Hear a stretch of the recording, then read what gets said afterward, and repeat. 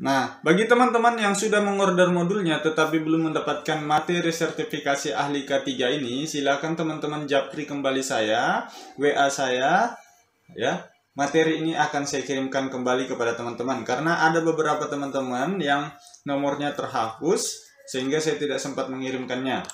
Materi ini sangat-sangat berguna teman-teman ya. Saya sampaikan materi ini sangat-sangat berguna untuk pembina jasa konstruksi karena sangat banyak soal-soal yang keluar pada tahun lalu terkait dengan K3 ini ya. Teman-teman silakan japri yang sudah order dan belum mendapatkan modul ini, belum mendapatkan materi ini, silakan japri ke saya. Di sini ada banyak file ya. Kalau saya ekstrak, teman-teman bisa lihat di dalamnya sini ada 1-2 dari modul 4 sampai modul 11 untuk sertifikasi ahli K3. Ini sangat-sangat membantu teman-teman untuk pembina jasa konstruksi. Silakan japri saya yang sudah order tetapi belum mendapatkan materi ini, saya bagikan secara free lagi. Oke. Nah,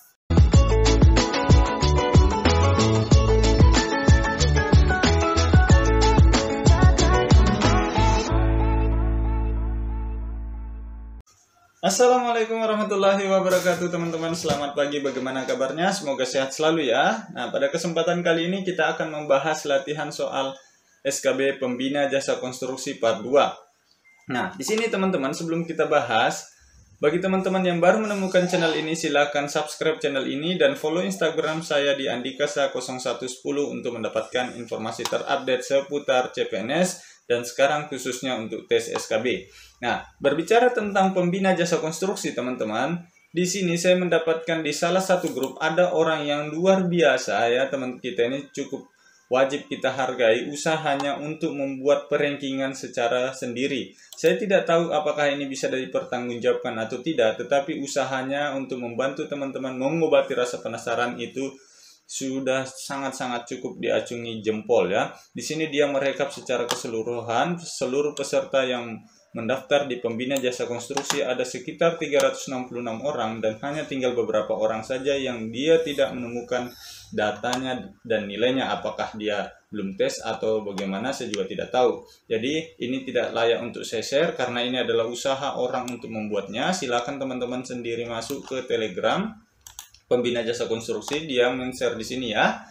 Nah, dia men-share di sini, dia merekap secara keseluruhan nilai peserta PJK dan di sini teman-teman bisa mendapatkan gambaran apakah teman-teman lulus atau tidak. Tinggal kali dengan 3 kali kebutuhan formasi, sudah ada totalnya. Kalau memang ini valid ya, silakan teman-teman untuk mengobati rasa penasaran, silakan lihat ini ya untuk khusus pembina jasa konstruksi. Nah, terkait dengan soalnya kita akan bahas soalnya beberapa soal terkait dengan pembina jasa konstruksi.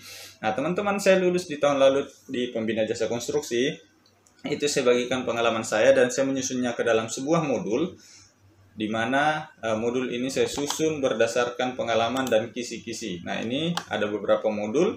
Yang pertama di soal dan pembahasan, ada kisi-kisi, ini ada materi sertifikasi ahli K3.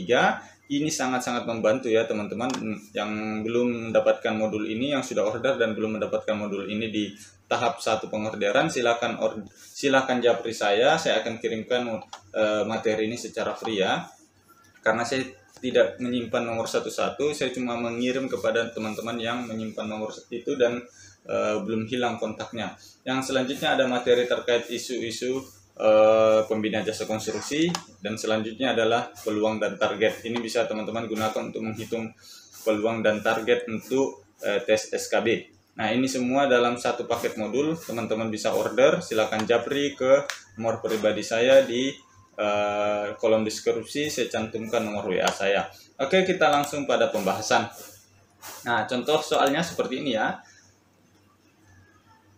Ini saya ambil dari nomor 23 dari modul ya. Di bawah ini merupakan kriteria risiko keselamatan konstruksi sedang kecuali A. bersifat bahaya sedang berdasarkan penilaian risiko keselamatan konstruksi yang ditetapkan oleh pengguna. B. nilai HPS antara 10 miliar sampai dengan 100 miliar. C. menggunakan peralatan berupa pesawat angkat. D. tenaga kerja berjumlah 25 sampai 100 orang. E. pekerjaan menggunakan teknologi madya. Apa jawabannya teman-teman? Langsung kita bahas ya. Jadi Untuk risiko keselamatan konstruksi sedang itu ada 4 kriterianya. Yang pertama, bersifat bahaya sedang. Yang kedua, pekerjaan konstruksi HPS di atas 10 miliar sampai dengan 100 miliar. Yang selanjutnya itu mempekerjakan tenaga kerja yang berjumlah 25 sampai dengan 100 orang. Selanjutnya adalah pekerjaan konstruksi menggunakan teknologi media. Berarti yang bukan adalah C. Nah, untuk menggunakan peralatan berupa pesawat angkat, ini masuk dalam resiko keselamatan konstruksi besar. Oke, teman-teman, ini ada di dalam pembahasan modul. Kita lanjut pada soal berikutnya. Ini saya ambil dari soal nomor 54, jadi saya ambil acak ya dari modul ini ya. Rangkaian proses upaya pengelolaan dan pemantauan lingkungan hidup yang dituangkan dalam bentuk standar untuk digunakan sebagai prasyarat pengambilan keputusan, serta termuat dalam perizinan berusaha atau persetujuan pemerintah merupakan pengertian dari A. RKKPL, B. SPPPL, C. UKL-UPL, D. AMDAL, atau E. RKL-RPL. Jadi soal-soal seperti ini yang cukup banyak muncul pada pembina jasa konstruksi ya, karena memang berkaitan dengan tupoksi dari pembina jasa konstruksi. Oke, apa jawabannya teman-teman? Nah, jawabannya adalah C. UKL-UPL adalah rangkaian proses upaya pengelolaan dan pemantauan lingkungan hidup yang dituangkan dalam bentuk standar untuk digunakan sebagai prasyarat pengambilan keputusan serta termuat dalam perizinan berusaha atau persetujuan pemerintah. Jawabannya C. Nah, ini semua teman-teman bisa dapatkan di dalam modul ini ya. Di dalam modul ini ada kisi-kisinya, materinya ada di sini cukup lengkap. Oke, kita lanjut pada soal berikutnya. Insya Allah teman-teman kalau mempelajari modul itu dan materi-materi itu paling tidak ada gambaran teman-teman untuk menghadapi ujian. Oke, kita lanjut soal berikutnya. Kebisingan, tekanan, dan radiasi merupakan jenis bahaya. A. Bahaya kimia, B. Bahaya fisik, C. Bahaya biologi, D. Bahaya ergonomi, atau E. Bahaya psikologi. Jawabannya adalah bahaya fisik. Di sini ada beberapa bahaya fisik ya. Kebisingan, pencahayaan, tekanan, radiasi, suhu ekstrim, getaran, dan partikulat. Itu merupakan bahaya fisik. Kalau bahaya kimia apa contohnya teman-teman? Yaitu seperti limbah. Bahaya biologi apa teman-teman? Contohnya seperti virus, bakteri, jamur. Kalau bahaya ergonomi yaitu kelamaan posisi duduk. Ya, seperti itu. Atau posisi pengangkatan barang, itu bahaya ergonomi. Terus bahaya psikologi apa teman-teman contohnya? Yaitu misalnya tekanan kerja, ya seperti itu, jam kerja, lembur, itu merupakan bahaya dari bahaya psikologi. Oke, kita lanjut pada soal berikutnya. Soal berikutnya adalah, nah saya sampaikan teman-teman, untuk pembina jasa konstruksi memang cukup luas terkait dengan hal teknis yang perlu dipelajari. Jadi teman-teman perlu mempelajari teknik pengairan, mempelajari jalan jembatan, mempelajari tata bangunan dan gedung. Ya, jadi cukup luas terkait dengan hal teknis teman-teman. Makanya teman-teman perkuat di hal yang terkait dengan tupoksi dari pembina jasa konstruksi seperti yang tadi. Untuk soal ini saya ambil dari nomor 152 pada modul ya. Soalnya seperti ini. Tipe semen yang biasa digunakan untuk pembangunan di sekitar pantai atau bangunan tersebut memiliki gangguan sulfat yang tinggi adalah semen tipe A1, 2, 3, 4, atau 5. Ya. Langsung kita bahas ya teman-teman. Jadi di modul itu kita juga sudah ada pembahasannya.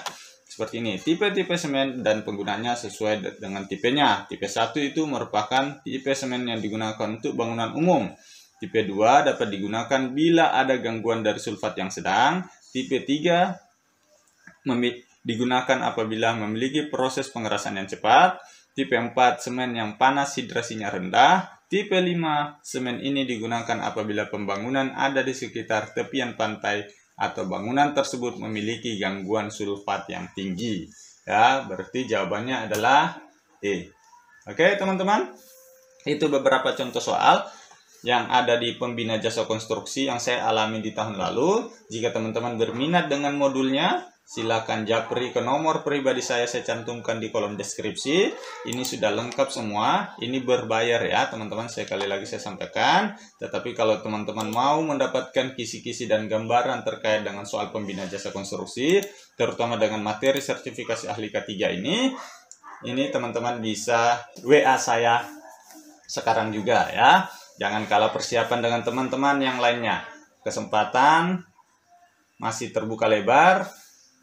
Peringkat berapapun Anda teman-teman, itu masih bisa lolos. Ya, seperti saya sampaikan sebelumnya, saya dulu adalah peringkat 4, tetapi pada saat SKB saya bisa peringkat 1 dan alhamdulillah bisa diterima di PNS. Oke. Sekian, terima kasih. Saya doakan teman-teman yang subscribe dan yang nonton video ini bisa lulus di PNS tahun 2021 ini. Assalamualaikum warahmatullahi wabarakatuh.